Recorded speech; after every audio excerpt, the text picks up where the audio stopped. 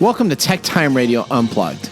I'm your host, Nathan Mumm, and this is the behind the scenes of each of our episodes of more technical expertise, detailed interviews, and facts that we use to support our current headline stories.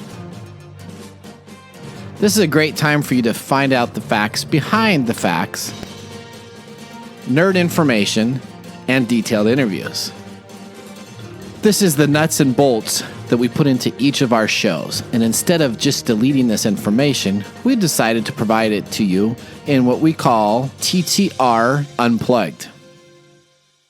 Welcome to Tech Time Radio Unplugged. This is Nathan Mumm. We have Ray Donley here, the owner of WYLD Gallery, as one of our top 10 picks to pick for our holiday shopping extravaganza. So as you guys listen on our November episode for our Christmas gifts, this is one of our top selections. Can you tell me a little bit about your gallery, Ray? Sure.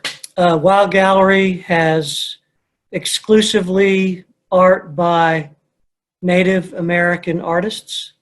All the art is art created by Native American artists here in the United States. We have both contemporary and traditional Native American art. We focus on visual art, so we have a lot of original, one-of-a-kind paintings. We also have posters and prints. All the art is created by artists here. Of course, some of them aren't alive anymore, but we've got original art by Native American artists. Some of them are original, one-of-a-kind pieces. And also, we also have some less expensive things like posters and prints that are also created by Native American artists. Tell me, what's the difference between some of your prints and some of your originals on your artist's expertise and how they go about creating the works of art that you display at your online gallery, of course, and probably in a gallery, but right now with COVID-19, online gallery. So explain a little bit about that. Well, we have artists who specialize in oil paintings, oil on canvas, and those are probably the hardest to do because of the way the oil dries quickly. And so we have some artists that do those oil on canvas paintings. Those are all original. We also have a bunch of original acrylic paint on canvas work. We even have a few artists who work on wood. So we have some cool paintings that are painted on wood as opposed to canvas. Oh, wow. Okay. Yeah, and the difference between those sorts of paintings and prints, we have some what I would call original prints, which are folks who use the printing process to transfer the image from, say, a block or a silkscreen type apparatus onto canvas.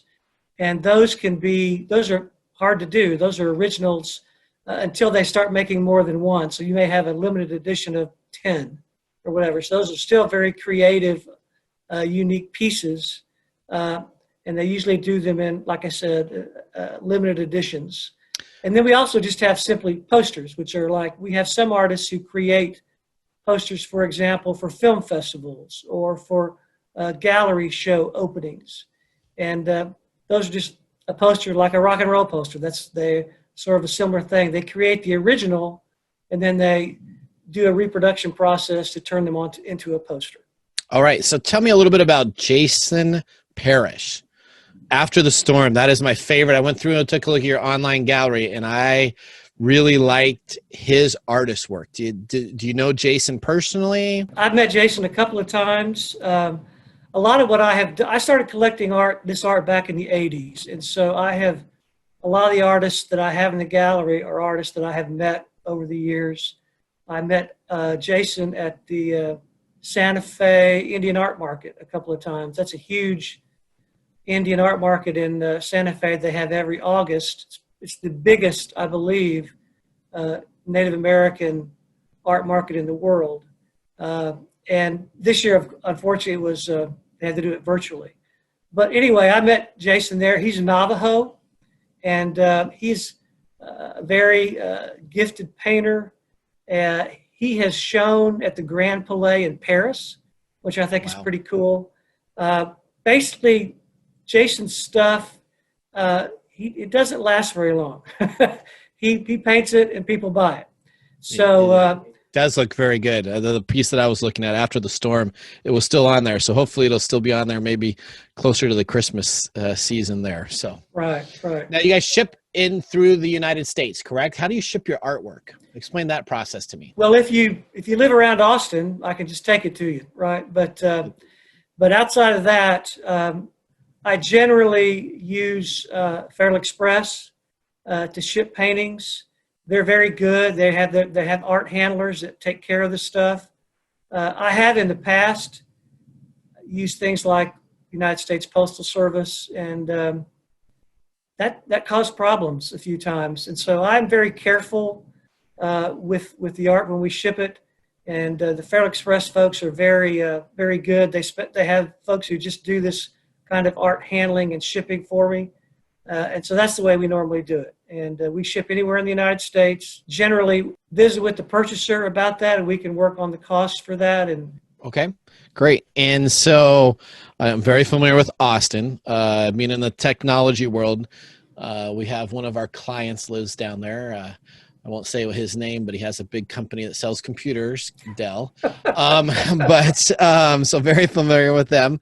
Love the barbecue down there in Austin. If you want real barbecue, and Austin has real barbecue there. So I live in the Pacific Northwest, so we have barbecue shacks that are essentially just brisket meat with a little bit of pulled barbecue, a little baby rays, and no taste. So so what made you decide to name your gallery WYLD Gallery when you spell it W-Y-L-D? So what came up with that idea? You know, I wish I had a cool story about that, but unfortunately I don't.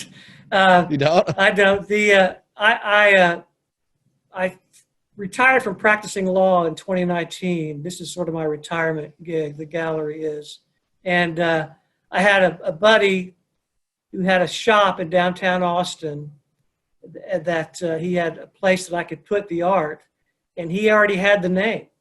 And so I just went with the name. I thought it fit. I thought it was kind of a cool fit for Native American art. If you look at a lot of the art, it's bold and kind of wild. But it is. But other than that, unfortunately, I didn't come up with this wonderful creative idea to come up with that name. Art is always something that is specifically unique to the individual. What's the best way for someone to go and to look to purchase a painting, not for themselves, but for maybe a loved one, a significant other? Well, what's your best advice to them on picking out art as a gift? Well, I think you have to think about, obviously, who you're buying it for and what kind of things they appreciate. If you go to this person's house and you see more bright colors and that sorts of thing, I think this kind of art is right up their alley. It's fairly easy to navigate on the site. If you go on the site and just hit the shop button, you can just scroll through all the art. We also have a function on there. I'm not a tech guy at all. Somebody else set this up, but a function on there where you can like put in your price points if you want to do that. You can put in a size that you like, and you can search using that. I think that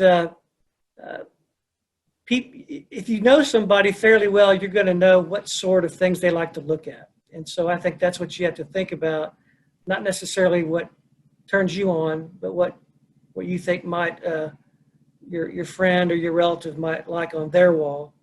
That's what I would focus on. Ray, any last words you'd like to let anybody know that is thinking about looking to purchase art from your website, to give them that one last push to say, yes, this is the place to get it from? Art is unique. Art is better than a tie. It's better than Omaha steaks or whatever you want to order for folks that you don't know what to get. And this, if you think about this art, it's American art. It's created by the folks who were here before we got here.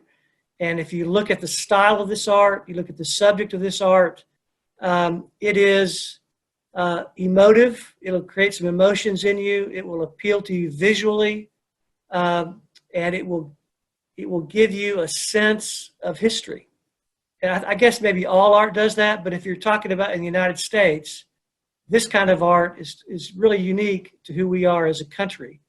And so that's what I would say, what makes this art different, this art unique. And you'd be supporting Native American artists, which I think is also a benefit. You got true American art, right? So these are the individuals and nationalities that were here before the European settlers decided to come on over. So this is true American art. I would agree with that. So I thank you very much for joining our Tech Time Radio Unplugged, Ray, and I wish you the best. Thank you very much. I appreciate it. Thank you for joining Tech Time Radio Unplugged.